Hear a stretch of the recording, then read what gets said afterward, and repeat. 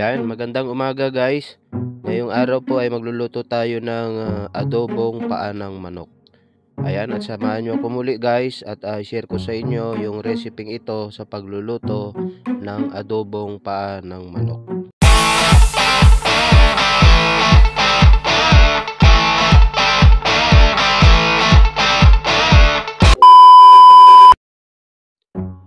At ito na nga po guys yung ating na-prepare na ingredients. At meron tayong paa ng manok dito.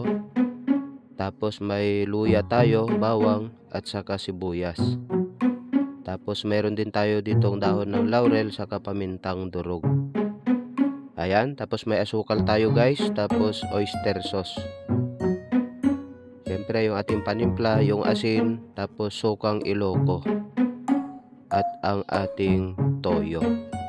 Ayan, at ready na tayo guys at tayo magluluto na. Ayan. At ang unang gagawin po natin dito guys, ito po yung sikreto. Bali maglalagay po ako ng 2 basong tubig po dito sa ating paglulutuan. Ang una ko pong gagawin guys ay ipapakulo ko muna yung ating paa ng manok upang sa ganun po ay hindi po ito malansa. Tapos matatanggal po yung talagang dumi po ng paa ng manok. Ayan, bali ipapakulo po natin guys yung ating paa ng manok muna bago po natin ito iluto. Yan, kahit hugasan po natin ng tubig guys at hindi po talaga mawawala yung kanyang dumi. Ayan, at ililipat na nga natin guys at tayo'y magigisa na. Ayan, bali maglalagay tayo ng mantika dito, tapos igigisa nga natin una yung ating bawang. Ayan, bali haluin lang natin guys para hindi masunog. Tapos isusunod ko dito guys yung ating ginayat na luya. Ayan, tapos yung ating sibuyas. Ayan, bali halu-haluin lang natin guys para hindi po ito masunog. Kapag okay na guys, luto na yung ating ginisa, ilalagay na natin yung ating pinakulong paa ng manok.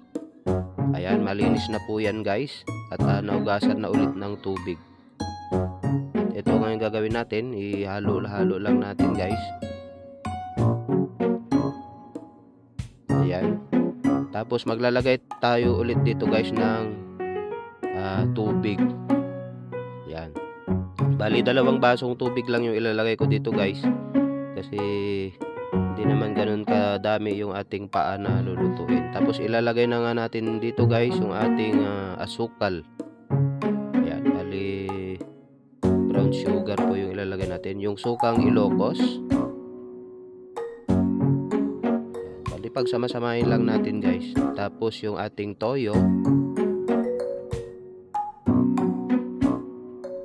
Tapos lagyan na natin ng asin. Yan, tapos ilagay na rin natin yung ating dahon ng laurel saka pamintang durog. Yan, ganun lang kasimple guys. Pagsama-samahin na natin lahat yung ating mga ricado. Tapos bali maglalagay ako dito guys ng ating oyster sauce. Ayan, napakasimple lang po itong recipe guys sa pagluluto po ng paa ng manok. Bali haluin lang natin guys para manuot po yung ating ricado. Ayan, at ipapakulo natin guys ng kahit mga 8 minutes or 10 minutes para lumambot po yung ating paa. At ito na nga po guys, kumukulo na yung ating pinakulong paa ng manok guys. At bali marami-rami pa po yung kanyang tubig. So kailangan nating iluto pa ulit guys. Yan, takpan lang natin guys hanggang matuyo po yung kanyang sabaw. Ayan, at ito na nga yung pangalawang check natin. At medyo kakaunti na nga po yung kanyang sabaw. Ayan, at malapit-lapit na ito maluto. Yan, sadyang masarap kasi sa adobo guys yung tuyong adobo talaga para manuot talaga sa ating niluluto yung ingredients natin. At ito na nga guys yung ating paa ng manok. kita nyo nga po guys, yung sarsa niya ay talagang malapot na, saka nagmamantika na po yung paa ng manok natin. Ayan, pwede na nating i-serve to guys. Talagang nakakatakam. Ayan, ang sarap. At ready na po nating pananghalian. Ayan, luto na nga po yung ating chicken feet adobo guys. Ayan, isasalin lang natin sa sa pinggan. Ayan, para sa ating dinner. Ang sarap nito guys, i-try nyo po sa inyong mga tahanan.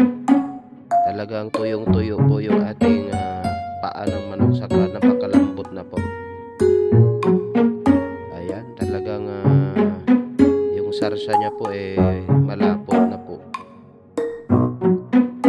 Ayan, ready na for lunch guys. At maraming salamat guys sa walang sawang support sa ating channel. Ayan, God bless po sa inyong lahat guys. At mapagpalang araw. Kainan na guys, kainan na.